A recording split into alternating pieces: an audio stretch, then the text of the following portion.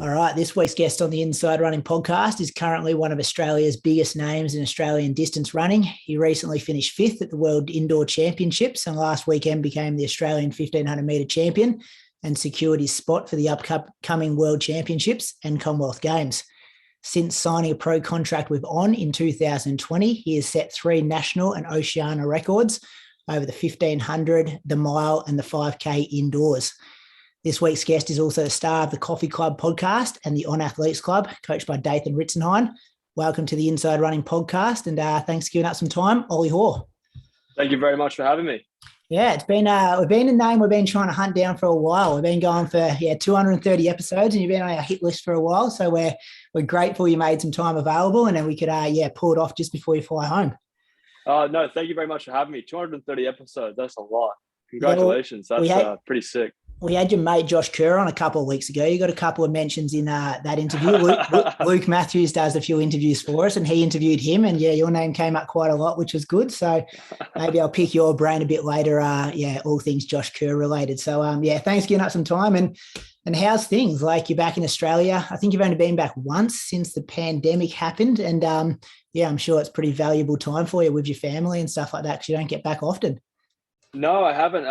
It's been tough. I know a lot of people have been affected by it in different ways, but for me, particularly, I was going through that transition of getting a visa, so I had to do that 2-week quarantine. I had to kind of forced to leave the United States and secure a visa in Australia, then head straight back to America. So it wasn't much of a time to kind of spend some time with the family. And then this time around, it was much more of a business trip too, because of national championships and being able to get in a lot easier without doing the quarantine, being fully vaxxed and having a negative COVID test. So for me, it was much more a business trip. But then I got some time with the family afterwards, which was extremely vital, considering I hadn't spent a lot of time with them. It had been 2 years, and a lot has happened in that 2 years. I know at the Olympics and a lot of other achievements that I haven't been able to kind of sit down and celebrate with the family in person. So being able to be home and enjoy that was an absolute privilege, and it was great to be able to compete at national championships as well. That was awesome. So overall, it's been a great trip. And the only unfortunate thing, as I know, is the weather. The rain's been shocking here. Like sunny day here right now, but it's been a shocking weather for a lot of Australians, and I know they're sick of it. So it wasn't great weather, but it was nice to be home with family and enjoy their company and just kind of refresh and rewind about everything that's been going on in my life the past couple of years. Yeah, it's been pretty much raining every day you've been back, I think. Sydney's been copping it big time. And the national champs last weekend, you'd have to be stoked with that. Like, that last 800, 148 closed it in. Ramsden was still there. Like, I'm not sure if people give him enough credit, because I rewatched it today doing a bit of research for this. Like, your last 800 gets all the headlines, but it was pretty close to you in the end.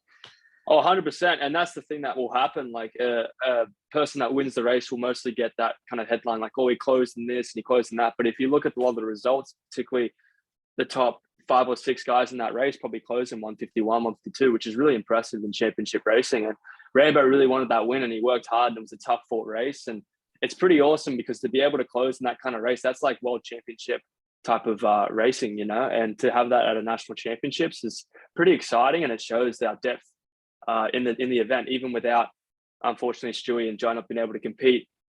The depths, it just shows being able to have those kind of guys, and Rainbow was definitely there, and it's going to be exciting to see what he does in the coming year, this season. And was that the plan going in, that you'd push from 800, or like, was it wait and see? Like, what was going through your head, and what did the coach tell you beforehand? Yeah, Ritz and I had a chat about it, and it was technically, like, I actually textbook hit the plan to key. The plan was to go from 800 out. I think from what I learned and watching the race last year, Jai Edwards, man, like, amazing race. Probably one of the most exciting races the Australian Championships has ever seen. Two Titans fighting it out. And for me, I was watching that race and I was like, I don't really want to lead any guys to the standard. And that's what Stewie did. I think Stewie wanted to go out hard and says, if you're going to beat me, it's going to hurt. And Jai was ready for it and slingshotted himself to running an amazing time and winning a national championship in an Olympic year, which is incredible. For me and Dathan, we kind of talked about it and said, well, you're coming off a great race in Serbia. You're fifth at the World Indoor Champs is a great achievement, and I think that's a testament to where you are fitness wise, but also where you are strength wise and knowing how to race. So for us, it was about not letting it go too quick, but also trying to really close it down. If the weather was good, which it fortunately we had good weather that night, was to kind of take the lead and start to wind it down and just really put the pump on and try and hurt people to run that kind of quick. And I knew Rambo was going to be there. I knew I probably wouldn't have going to break him from it. It was just more about hopefully holding that gap and to keep pushing along, because I knew the strength was there from my training. So Ritz and I talked about that. We knew that the competition was going to be fierce, and we were able to deliver on that type of race. And it's nice to be able to have a race like that, and you have a plan and it works out. It was really, really nice to have that situation, and also compete in a home crowd and a home stadium. I'm a Sydney boy, so it was just ticking all the boxes. Really, it was fantastic. Got to race in front of my parents, which I hadn't done in about 7 years. So really exciting time, and it was nice to check those boxes off and be able to compete the way I kind of planned it to go. Yeah, because this was your first national track and field championship. Like, it feels like we've been saying your name now for the last 3 or 4, 5 years and stuff, and you've been on everyone's radar, and then the Olympics and stuff, which we'll talk about. But to think that you've never raced in an Australian Open Championship is pretty amazing. And then you come out and win one. And you use the term business trip. Like, I guess comparing this qualification period to the Olympics, where you didn't come back and there was all the stuff on the project and kind of got a bit of mainstream attention here, which was good to see, athletics kind of on people's TVs and stuff. But was this time all about what we can control? Let's tick it. Obviously a different climate with the COVID restrictions, but it was very much like, let's tick the boxes we can and get ourselves on the team early. Yeah, that's definitely it. There's an opportunity. There's one spot there to take. And if everything's going well, which it was for me, I competed well in World Indoors. I've been having a good lead up this indoor season, and I'm in good shape. You want to tick that box. Like, for me, with those restrictions, I couldn't do it last year. And like with Stewie and with Jai, like when things don't go to play, you want to look after yourself and make sure, okay, this is going to be the best opportunity for me to make the team. I need to recoup, reassess, and go for it in another option, which might be harder, might be more challenging, but everything was aligning for me. So I wanted to make sure I came back, and be able to compete in national championships is a privilege. It's not a right. So to be able to do it and to have fun with it, I think was a really important thing for me. It was my first Open Nationals. So for me, I was all about just the experience. I mean, I kind of felt like I skipped a step a little bit, because competing at the Olympics, being able to represent Australia in that kind of setting was such a huge part of my career to kind of learn and adapt and absorb. And to go through Australian Open Championships was something that I was nervous for. I was nervous in the heat. I was nervous in the final, because it's such a different experience competing against some of the best in Australia. So it was an amazing opportunity, and I 100% took it. And I know, that was the one thing that I really wanted to tick that box with. And Ritz and I were like, yeah, we're going. If it does not going to inflict with World Indoors and you can get in and everything's going smoothly, we're 100% going. So it was exciting.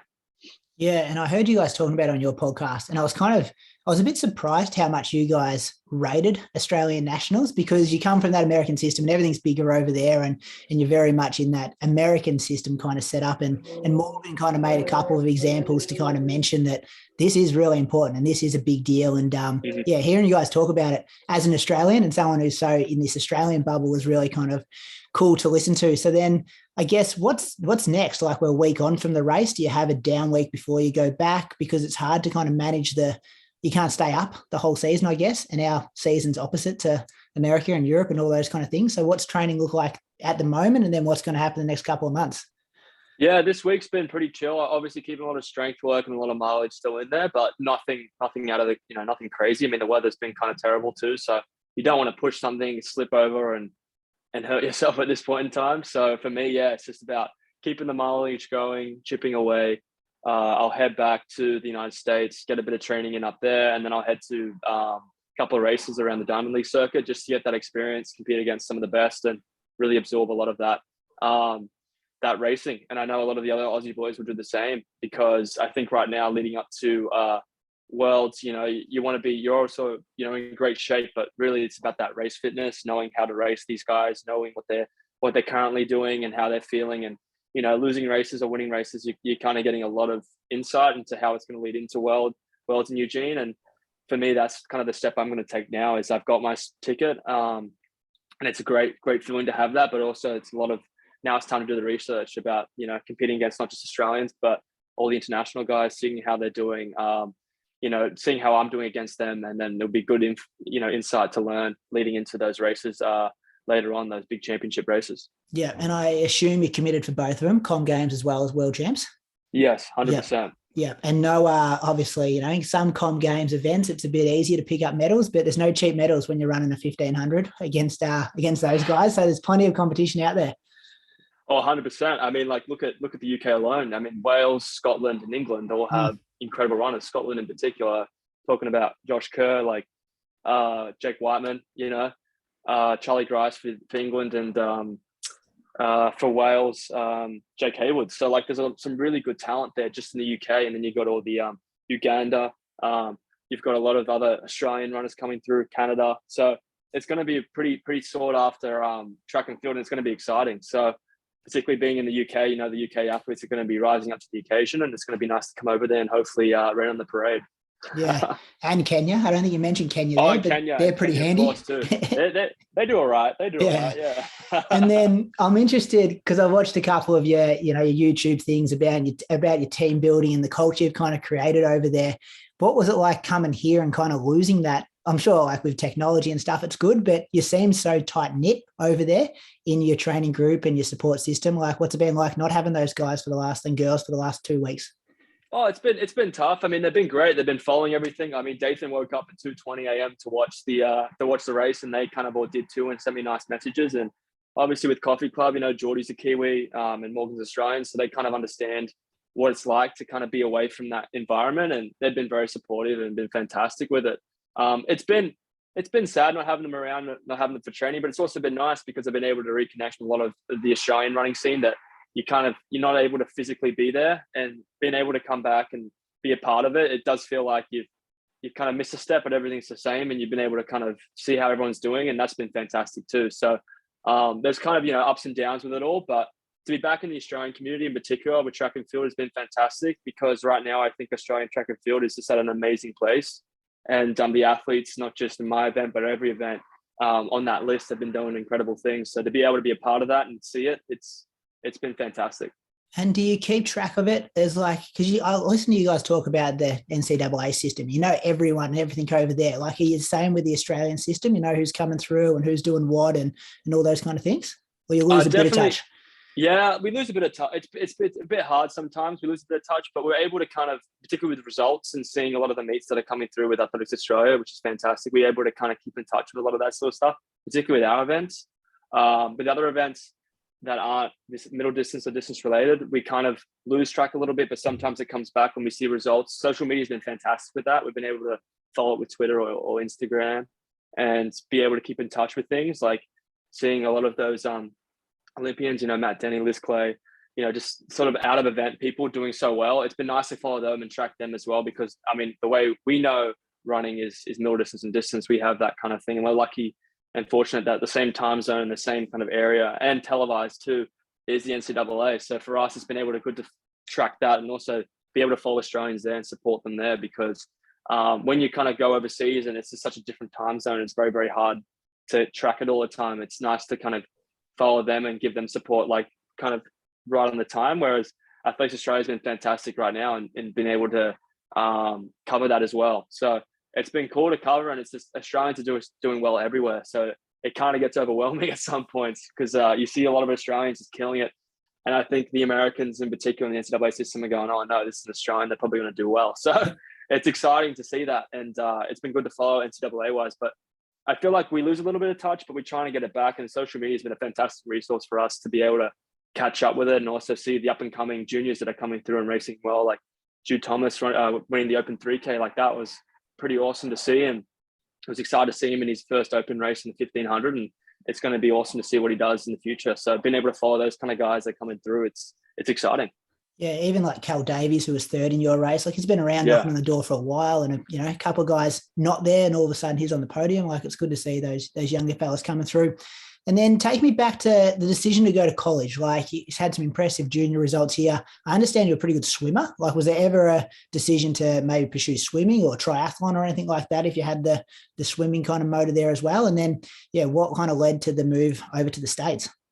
Yeah, the triathlon thing had been pushed a little bit. My dad's got a couple of mates in triathlon, Greg Welsh and Crowe, who are big triathlon guys, and they were kind of pushing that. But triathlon's kind of a hard sport to get into with college.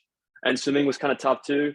I wasn't like as good as I could probably be with when I was coming to my running. It was definitely a much easier transition for me.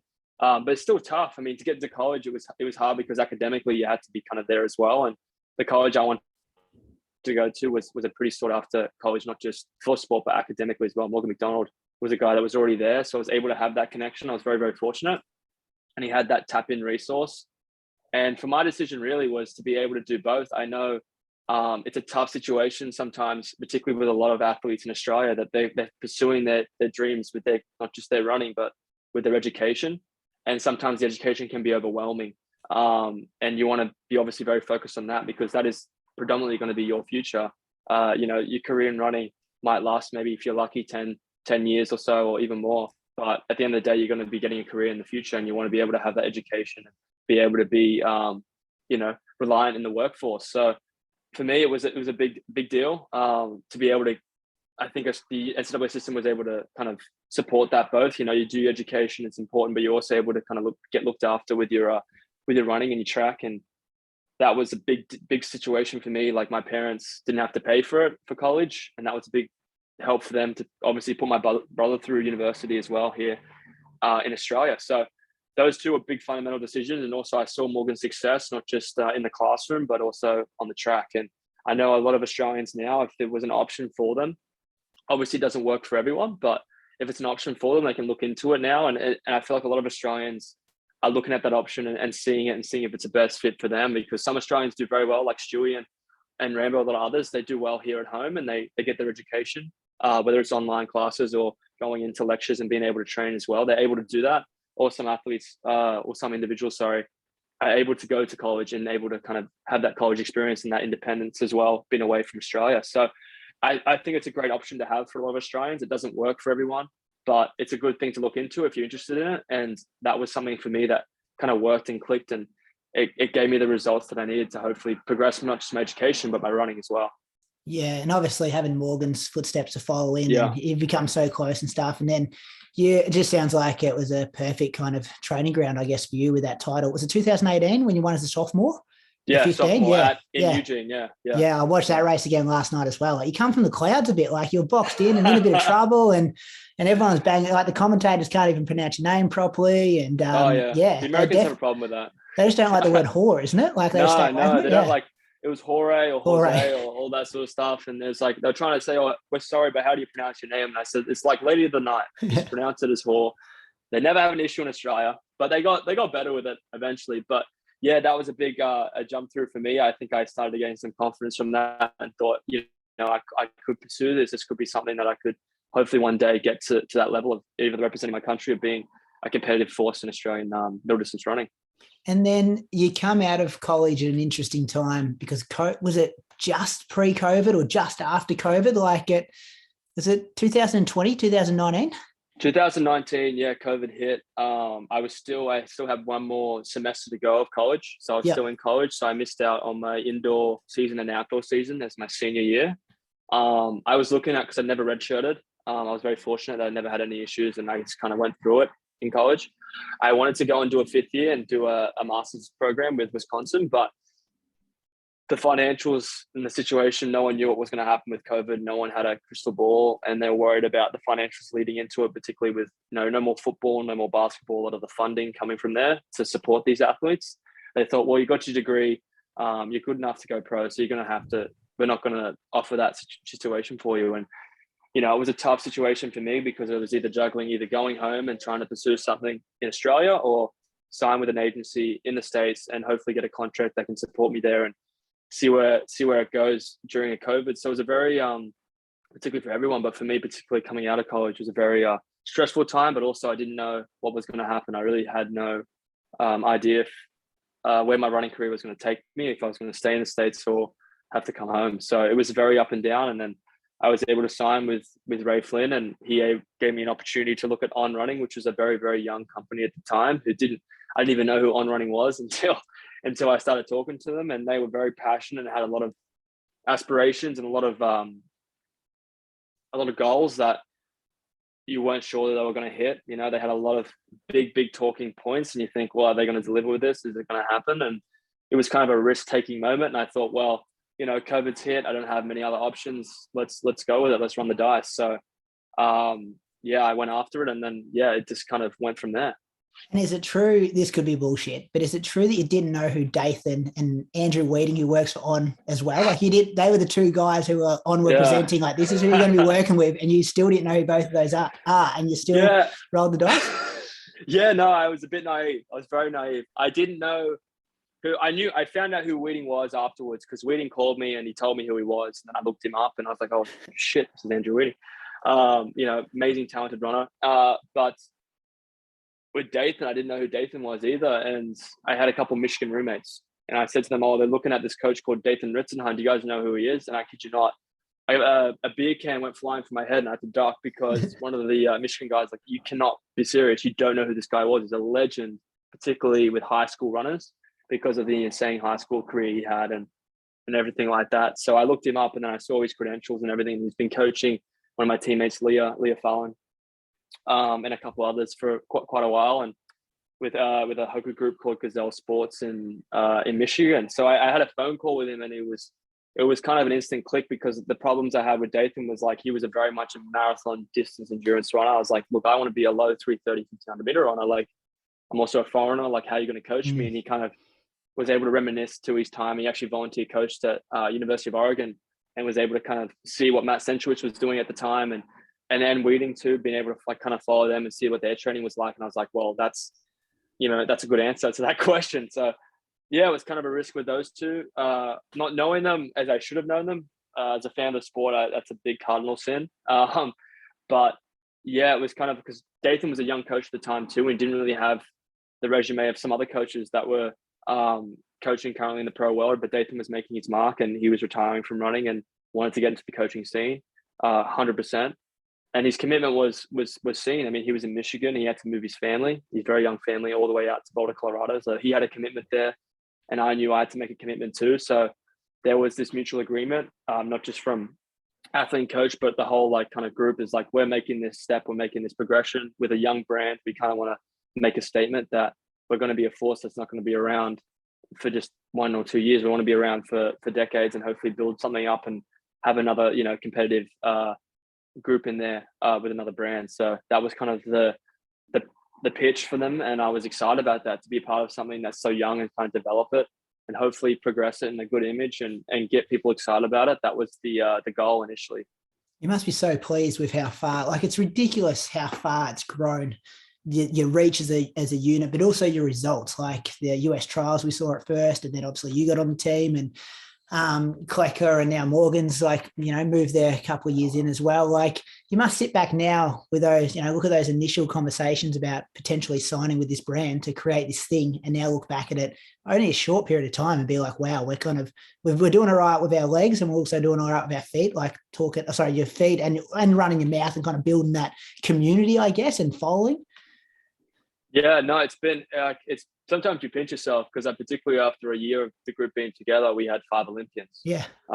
And for that's just a tremendous testament to the athletes as well as the coach, but also the system. Like, On's done a great job of picking the right people, but also making sure that everyone is able to get what they need out of what they want to achieve. And I think Joe and Alicia in particular, being Americans, like, it's so hard to make those teams, and there's so much pressure and everything that's building up towards it. And the way they've handled it, it just shows that their maturity is there as well to be able to represent their countries. And Morgan and I as well, we just want to do the best we could for our nation, but also for the brands.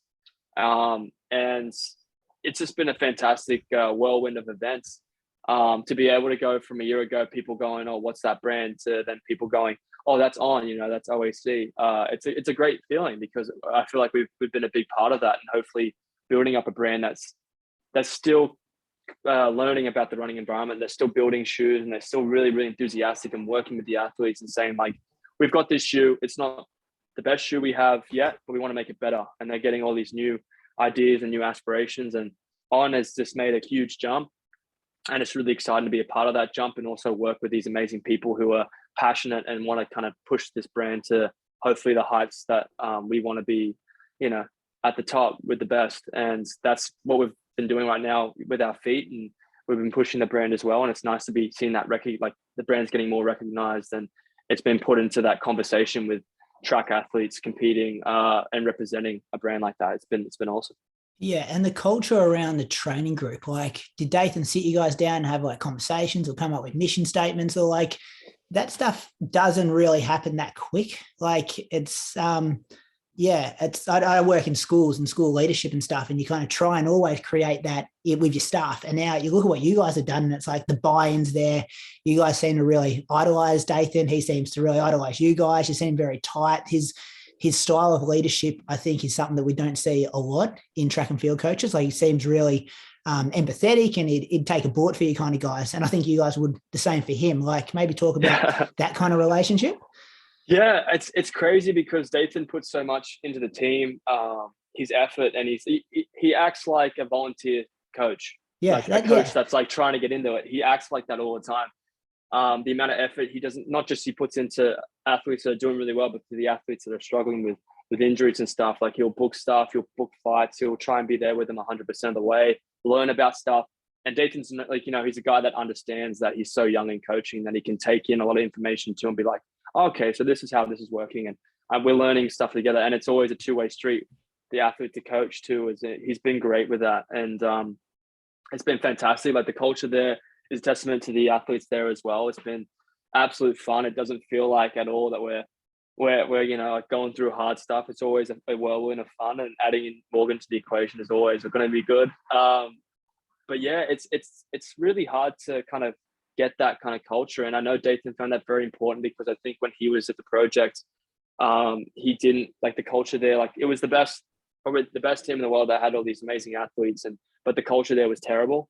I think he wasn't having a good time there, and people were struggling. And when he left to pursue with Brooks Hansons, he found that the group wasn't at that kind of level of Olympic medalists, but they would do anything for you. They would take the shirt off their back for you. And a lot of them worked in running stores and were just the lovers of the sport. And Dathan realized that, like, he wanted the best of both worlds. He wanted the best athletes in the world, but he wanted to have that mutual respect from not just the top guy, but for the guy that's struggling with injury and trying to get back into that level. So the way Dathan kind of has that mentality is fantastic. And particularly the way in which, like, I mean, most of my teammates were watching my races in Australia when Leah or any of the other girls are racing overseas or in the States. We always have it on the TV, and we video it, and we show them that we're invested in them, because when they have results and see success, we feel like that's also our success, because we have a part of that, because we're there with them training, we help them with pacing or anything like that. So and I know that culture is important, and I know a lot of other groups are trying to get that, but we've just been very fortunate with the people that we're with. We're all on the same page, and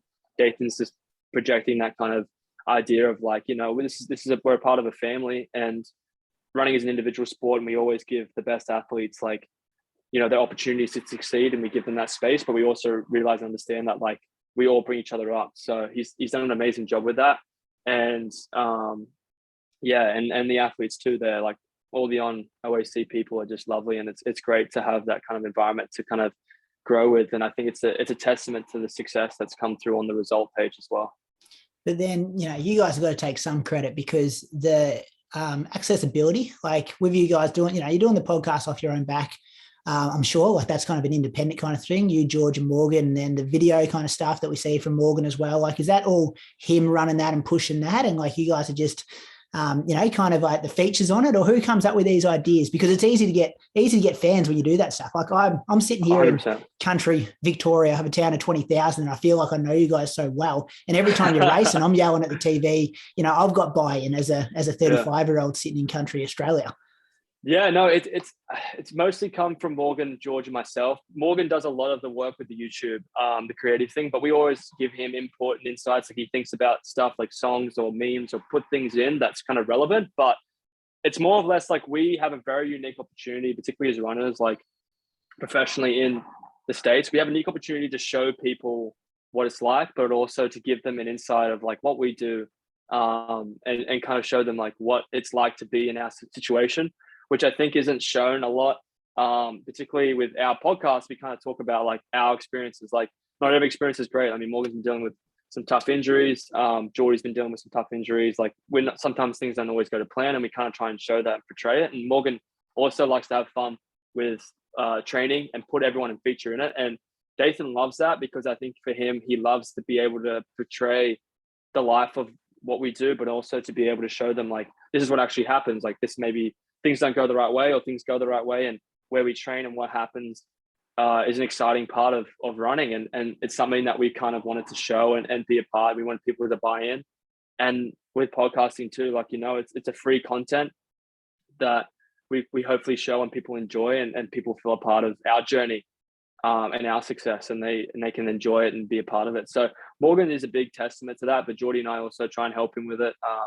With Coffee Club in particular, we felt that, particularly as Oceania boys, as you probably know, we love our coffee. Australians love their coffee. And the coffee in America is okay, but it's not up to that Australian standard or New Zealand standard. So we thought it would be fun to kind of make a Coffee Club group and feel like, you guys can listen to our pod if you're doing work or you just want some background noise, have a coffee and just kind of sit and listen to the sport and see what's going on. And we try and get guests on to have kind of their unique perspectives on everything. So it's been fantastic. And we've been, trying to get the beans out, get people invested in having good quality coffee as well. It's something that we've been pretty passionate about. And it's been a great kind of outlet as well to show not just our stories, but the stories of the team.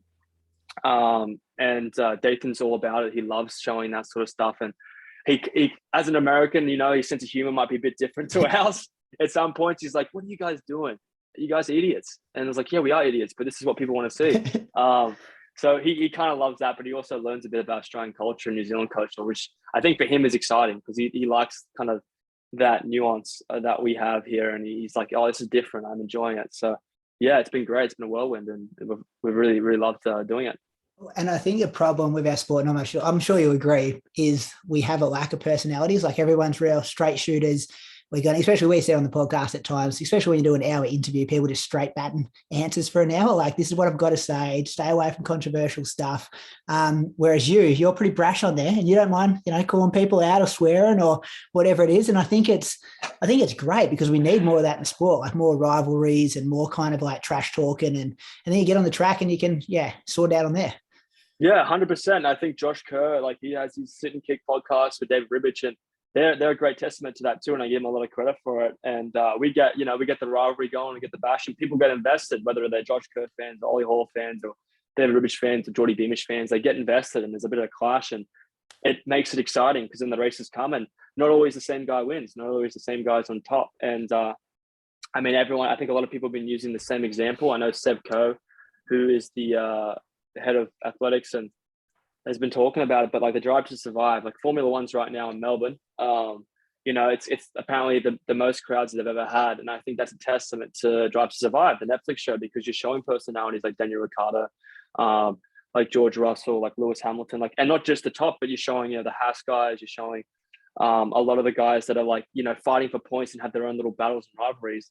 You can have that in track and field too. And I think just having that content and being able to portray it, it doesn't have to be completely impeding on all your personal stuff, but to be able to have that in the sport and the lead up and the training and the heartbreak, but the success and the reward and the emotional toll that it puts on people, I think that is a thing that we should invest in sport. And I think if track and field can somehow, not just in distance running, middle distance running, but in all sports, be able to kind of give a good story for the audience to indulge, you have a lot more fan base, and you'll see, I think as well, like, it'll pop up more on the media, 7, 9, 10, those media outlets will start to show more of those events like Brisbane, the Brisbane track meet and stuff like that, people competing, people trying to get those achievements, people get invested in those stories. So if we find a way to do that with the media, it could be a fantastic thing for the sport and hopefully bring people up and give them a lot of recognition for what they're doing, because a lot of athletes who are doing fantastic things and have great stories are being left untold. And I'd love to learn those stories, because me, even in the sport, I don't know a lot of those stories, but it'd be awesome to be able to see them and be like, wow, that's great. Because then you can see that athlete in person, be like, their background, the emotional investment in there in their sport. So for us, like, we'd love to see that. Any interviews or any kind of, not just in our event, but in anything would be fantastic. And I think hopefully the push for that can come through and we can see a lot of background and hopefully bring in more fans. Yeah, couldn't agree more. Haven't watched one Formula One race, but I've watched 4 seasons of Drive to Survive, and Yeah. always been just like, oh, there's going to be new results. I'll check that on my phone or whatever it is. Yeah. Like they've done such a good job of it. Hey, I want to talk more about your running and performances. 2021 was amazing. Like I think I've got down here 10 1500s at 3:36 or quicker. Would that be right? Like it was just every time, right. Every time you raced. And I think I had in there 3 wins, 2 seconds, a third, 2 fourths. But that's including Olympic heats, semis, finals, all those kind of things. It was pretty insane 2021. Are there things you changed? And like, how did that transition happen from college runner into a pro group like so quickly? Did Dathan do something in training, or was it self-belief, or what happened? It was interesting because right when COVID hit, I was actually training very well with Coach Byrne, who's the head coach at Wisconsin. Like my training was actually at a really good spot where it's like, hey, you're going to like break through here. You're going to have a great season, indoor and outdoor. And unfortunately, it didn't go through. So we had to kind of sit in it and wait. And I think with a lot of athletes, not just me, like that amount of time you have training and just the buildup of like the emotional toll of like, I want to race. I want to prove myself. I want to PR, whether you want to PR, race in a good race, try and win a race.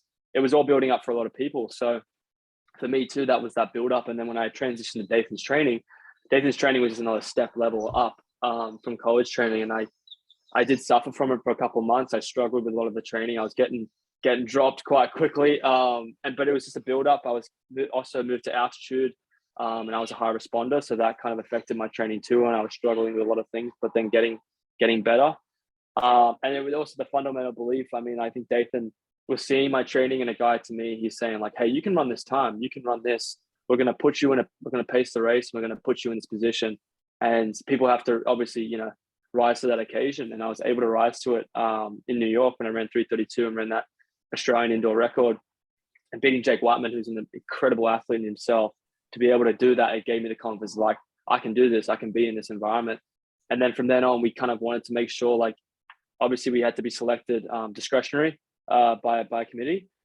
We made that decision of like, okay, run as many 1500s as you can, run them as, under the standard as many times as you can. And then we'll get to Diamond Leagues, compete at the Diamond Leagues as best you can, getting second to Yucca, but at Gateshead was a big win for us. And also beating Stewie and Rambo to show that, this guy can compete at the world stage. If you're going to select a guy in that top 3, and I'm trying to hit those credentials so that they can look at him and say, hey, this guy can do it. We'll look through the credentials and see, can anybody beat him or match him? And then by the end of the year in Zurich, I was, I think, ranked 4th on World Athletics, which was an incredible experience coming from college to then.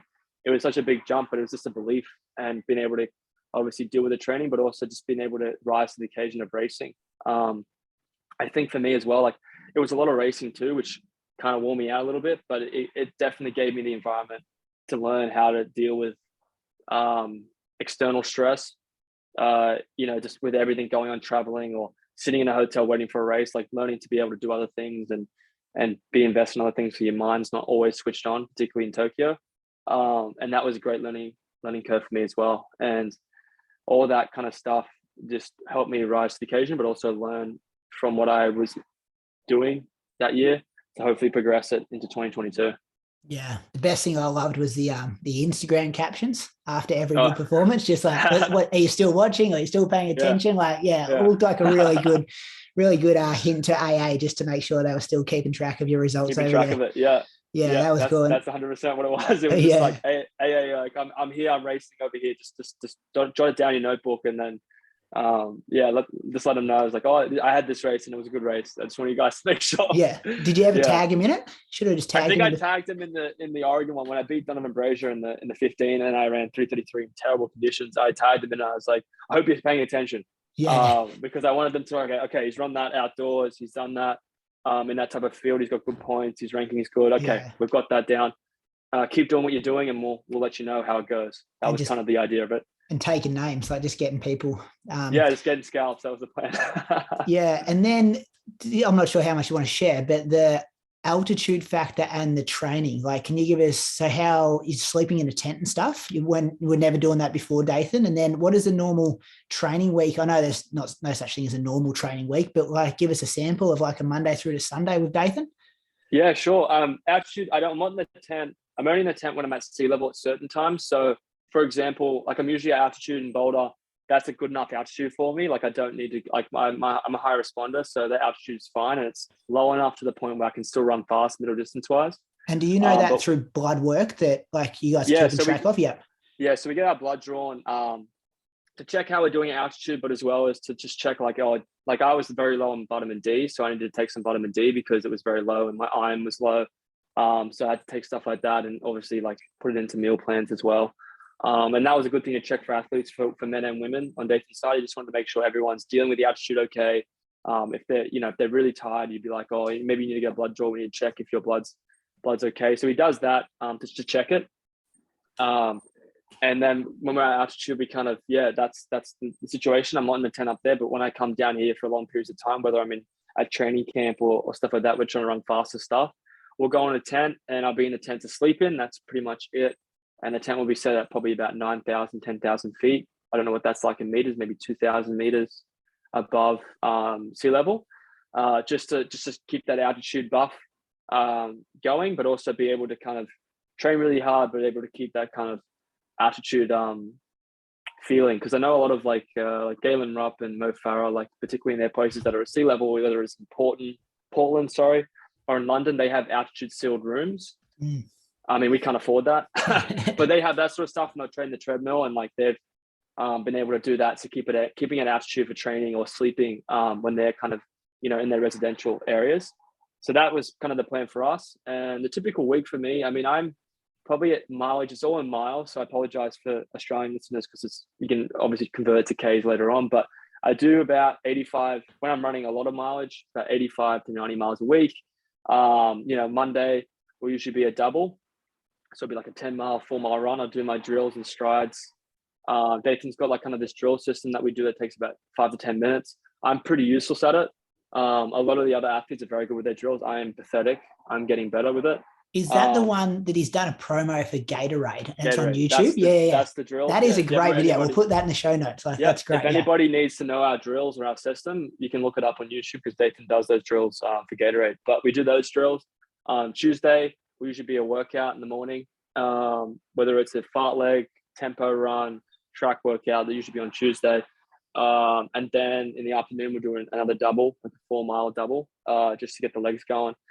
And then Wednesday will be the same kind of double, 10 miles, 4 miles. We'll do some lifting. We're fortunate enough to have our own gym at the moment. So we do some band lifts, some weight lifts and stuff like that, just kind of functionality. Jason Ross, who is our also Chiro PT, does our lifts as well. He's based in Michigan. He was a former USA bobsledder. So he's been fantastic for that, just for strength wise. That was another different change for me because I never did lifting in college. So it's been a good transition for me just to keep the body strong and healthy. That will be on Wednesday. Thursday, again, we do another double, probably 10 and 4, just to keep that going. Drills and strides usually afterwards. And then Friday, we'll do a workout. It depends on what we did on Tuesday, but Friday is usually a good workout. Saturday, easy 5 miles, Sunday, long run. So we usually do that for that general week. Sometimes it changes though. Sometimes Dathan will put our long run on Tuesday and do our workout on Sunday. So he likes to mix it up depending on weather is number one because of the snow, when he can shovel the track. We're not fortunate enough to use the indoor facilities at Colorado University. They keep it pretty strict, only for college athletes. So he'll have to shovel the track if it snows. But a lot of other coaches, pro coaches that are in the area, kind of have like a face group message. They're like, oh, the track's going to be, covered in snow. So, Dathan will shovel the track with Joe Bussard or Joan Hunter from Tin Man Elite. Like they'll all shovel the track together to make sure the athletes can compete on it, which is fantastic. It's great for the community to be able to kind of work together and keep the track clear so all athletes can use it. How long would that take them? Like he's literally out there with a shovel, just hours. moving. Yeah, hours. There's that dedication we're talking about. Yeah, and his wife Kaylin does it too, so she's dedicated as well. Love Kaylin. Dathan's wife gets a good shout out because she actually shovels it with him. She doesn't have to, but they'll shovel the track. So it depends on varying, like when we do workouts like that.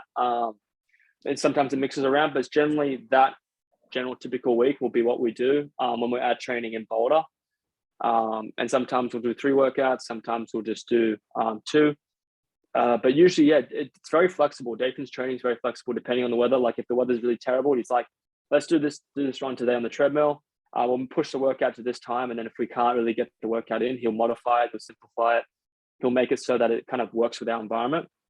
So it's a very, very fluid schedule, and we use Final Surge, which is great. He's able to kind of jot it in and update it for all athletes, and not, all athletes are doing the same workouts. A lot of the girls do different stuff. We have steepler, like Leah Farland, who steeples. She does different stuff with hurdles. And we have Sage, who's an 800 girl who's not going to be doing 10K work with Alicia. So they kind of mix up the training and kind of synthesize it together to work. And it's been nice to have that kind of system. So it's very fluid, but that's kind of the typical week that we usually do when training in Boulder. Your favorite and least favorite workouts? What do you like seeing? What do you hate seeing on Final Surge? I don't like seeing if we do like 8 or 10 by mile workout, because I know Joe Klecker, who, if anybody was interested, you can follow him at Strava. You can see what type of workouts he does. He's a madman. I know I'll get put in the ground for that. You do those at threshold? Yeah, threshold. They'll be like around 445 down, and Joe can do those for 10 by mile with little recovery at altitude. It's pretty insane what he can do. Just shows his endurance in the 10K event. Being a 27 low guy, probably under 27 at the present time, leading into US trials for 10K in May. And then Geordie just destroys me in fartleks because of that NAU background.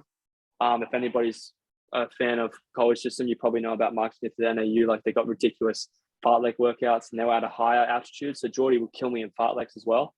The only way I can get them is for like shorter track stuff, like 600s or 400s. I'm usually able to kind of get back at them for it. My favorite workout is this workout that Dayton has called 600 breakdowns. It's 600, 400, 300, 200.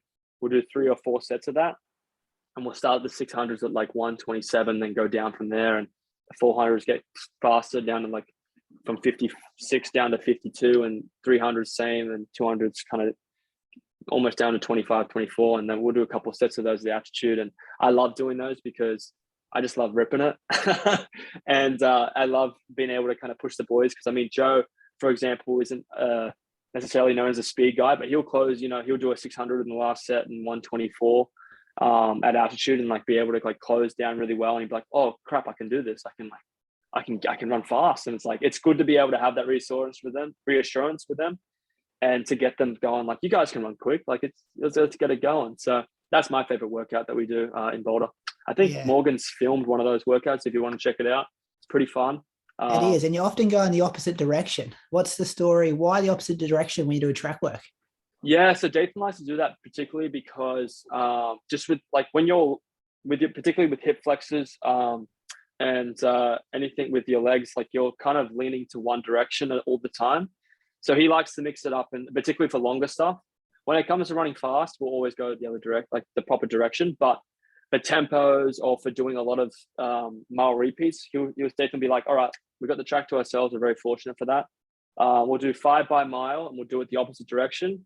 And then we'll do the other 5 miles the right direction, just to kind of even it out. Because I think what he's noticed, particularly with his body, is that he's done a lot of track workouts the same direction, and his left side, particularly because you're turning left from the track, has been like a bit more beaten up, worn down than his right side. And we're not just the only group that does that. I know Joe Bassard, Team Boss, does it too, as Tim Men as well. So a lot of other groups are catching onto that because it's good for their athletes to be able to kind of switch directions, and it helps the body plyometrics as well. So Nathan thinks that kind of helps us just with general wear and tear. You want to even it out with your body. So that's kind of why we do that. Yeah. Yeah, right. Last kind of heavy question and topic before I get into a few quick fire questions. Tokyo Olympics must have been amazing. 11th, incredible final. We'd been pretty much in lockdown for like 2 years back here in Australia, and any sport that had been on TV was just something we were lapping up. And we saw Pete Bowl get the 4th, and then we kind of locked in to watch you and Stewie go around 15. And there was this genuine, like, I've probably been following the sport for 15, 17 years, and I can't remember an Olympics, maybe Mottram's kind of era, where we kind of watched potentially, we were sitting on our seats thinking that we could potentially see a main kind of major championship medal. And yeah, you guys both on the start line. It must have been weird with the empty crowds, but knowing the support you guys had, and then the way that race unfolded must have just been, I don't even know what word, incredible to be a part of. Yeah, it was an absolute privilege. I roomed with Pete, and I just thought, I thought Pete could win. I definitely generally thought, but you do the best you can on the day, and sometimes it's not your day. But fourth in the world, like fourth in the Olympics, not just the world, but like it's every 4 years, and he was fourth. Incredible achievement, and Pete's such a great guy and a great he's hashtag good for the sport. Like he's just so good for particularly not just like me as a track and field athlete, but also for like minorities and Sudanese, like like his whole story is just fantastic and it's great. And to be able to represent Australia and do that for a lot of people, it just puts a lot of pride into our country. And he did an amazing job. And Stewie as well. Like Stewie had a lot of pressure on him going through the year, and the way he performed, the way he spoke, the way he went about it was just unbelievable. It was incredible. So being able to be toeing the line with him, having two Aussies in that final, we may have not had the races that we wanted, but we were able to kind of compete and learn a lot of experience. And as you know, Pete, myself, and Stewie, there's a lot more Olympics to come. So to be able to be there competing in a sport where pretty much every country in the world has a track and field team, to be able to be at that standard is fantastic. And for me, the race, like I think the whole build up to make the team, it was such a fight to make that team, which was a necessary fight and a privileged fight. Once you get there and every round to get through, it was just mentally, emotionally draining. I know Stewie felt it too, but at the end of the day, that race was just crazy. It was an Olympic record type of race. It went out hard, and you had to be really on your on game to compete for a medal. And me and Stewie just weren't able to do it, but it was great to be a part of and a privilege. I was 3:35 with my time for 11th. And I look back at it and it was like, it was a tough race, and I obviously wanted more out of it. We both wanted a medal, but at the end of the day, like I was there, I was able to compete, and we take a lot away from it leading into only 2 years away for Paris. So hopefully with more experience and more racing under our belts, we can start hitting that top category and bring back medals for Australia in the future. Yeah, exciting times ahead. Yeah, you said it so well. Like just that invaluable experience that you now have in your heads that you can use going forward. A few quick ones for you, mate, because I haven't got much more time with you.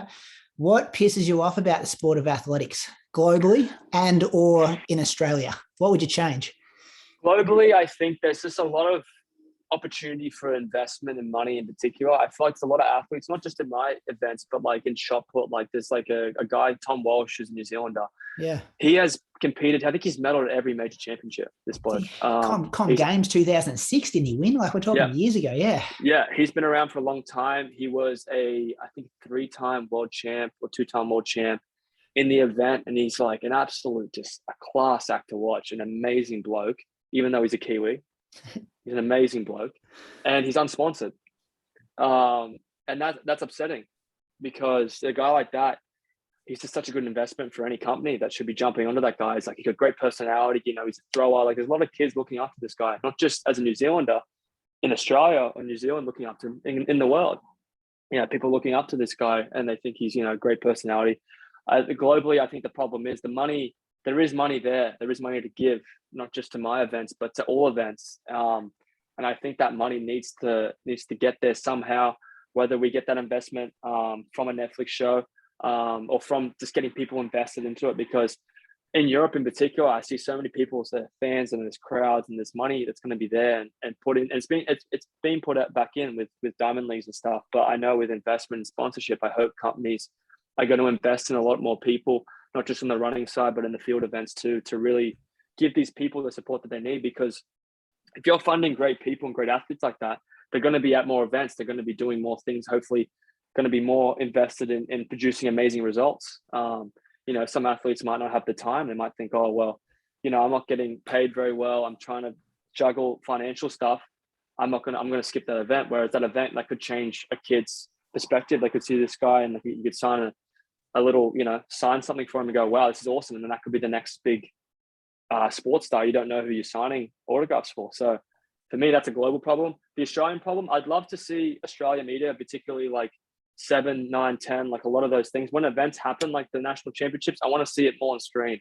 I want them to cover it more. Like they cover the football every week, which they should, because it's a very popular event.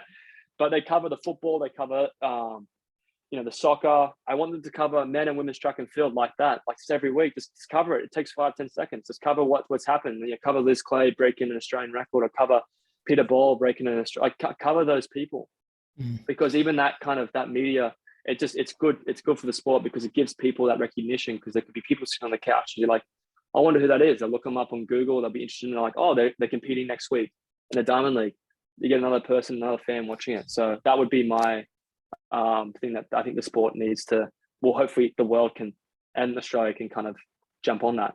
Especially post-Olympics, like we had general population people here knowing who you were, knowing who Pete Bowl was, knowing who Sinead Diver were. And now, when you don't see them again for 4 years, it's hard to, keep them in your mind and keep that exposure there. And I always get annoyed, like when we'll have a big fun run over here, they might have it on the news, but it's in like the general section of the news. It's not even in the sports section. And you kind of you use the footage is someone dressed up as a giraffe running the city of surf, and they don't even mention the man and woman who actually won it in a half decent time, or they might quickly, and then doesn't even actually make the official sports section of the news. Quick couple more for you here. My co-host Brad wants to know, when will you get the American accent like Morgan's got? How much longer? I'm trying to avoid it. Mate. Poor Morgan. He sounds like an American. He's like, everyone's like, oh man, he sounds so American. And people in America do know he's not from America. Like, I can kind of tell that he's not from America. But mate, I've been trying to avoid it as long as possible. But the problem is, the more time that I spend over there, the more time I have to kind of like say certain words. I caught myself saying tomato the other day, and I almost slapped myself in the mirror. It's tomato, mate. I was like, oh. Yeah, I've been trying to keep it away, but like if you guys catch me, just 100% make fun of me. Just constantly make fun of me if I get the American accent, because that is something you should make fun of me for. Yeah, for sure. Which PB is the best? Which one are you most proud of? Honestly, the 13:09 5K. Okay, really? Yeah, I was, because I think the training leading up to that, a lot of strength training, a lot of mileage, and there's a lot of overlap from the Olympics as well. I think I've just become a different athlete in that section, but a 13:09 indoor for me shows me that I have hopefully a future in that event too. I mean, I could be running the 5K later on down the season, which would be awesome, but I'm very happy with that PR, because before that I couldn't really finish a 5K well, and I felt like with that one it was a good one. So that's my most proud one. I hope 1500 will hopefully be that one. I'm hoping to get closer to 3:30 and hopefully under. But yeah, definitely a 5K at the moment, 5K indoor. Can you ever see yourself coming home in the next 5-10 years? Or is it the career has to be based in America for you to be successful? Currently with my sponsor and the opportunities I have, I will stay in the States, just to be able to access to Europe too. Like the poor athletes in Australia, like we're just so far away. Like the travel to Europe is such a punish. Like, I mean, a lot of those athletes just take like 24-hour flights, 36-hour flights to get to their event, and they're like just completely zombied. Whereas in America, it's an easy access to get to Europe. So that's another benefit for it. And my group's there and my support system is currently there too. But I will end up back in Australia. I know I will. And hopefully if my career progresses and I get the opportunity to come in Australia and run, I'd love to be a part of that, because I think that'd be awesome. And the final one, my other co-host, Moose, he asked me, I don't know what this means, but he just says, ask him about the Tesla story. And we can cut it if it's shit, because I don't even know if it's a good question. The Tesla story, I guess it's just me buying a Tesla. Okay. It's I maybe there's another story that I don't know about, but Joe Klecker, who's my teammate, he has a Tesla, and I was interested in it because in Colorado, unfortunately not in Sydney, but in Colorado and Texas, there's great tax benefits from having an electric car, as well as a lot of charging opportunities to have it. And I thought it was a good idea because I didn't have to pay for gas, and it was a nice car to kind of zip around and use as a business expense to go to training. You know, my teammates didn't have to pay for petrol or anything like that. And now it seems like a good investment, because petrol prices are through the roof, not just in Australia, but in the States as well. But yeah, we drive that around, and we're known as when you see people in certain cars and you're like, oh, that guy's probably a dickhead. That's the Tesla. So when people see me there, I'm definitely getting looks. People's like, oh, look at that little pansy boy over there. Yeah, little rich boy. But that's pretty much that story.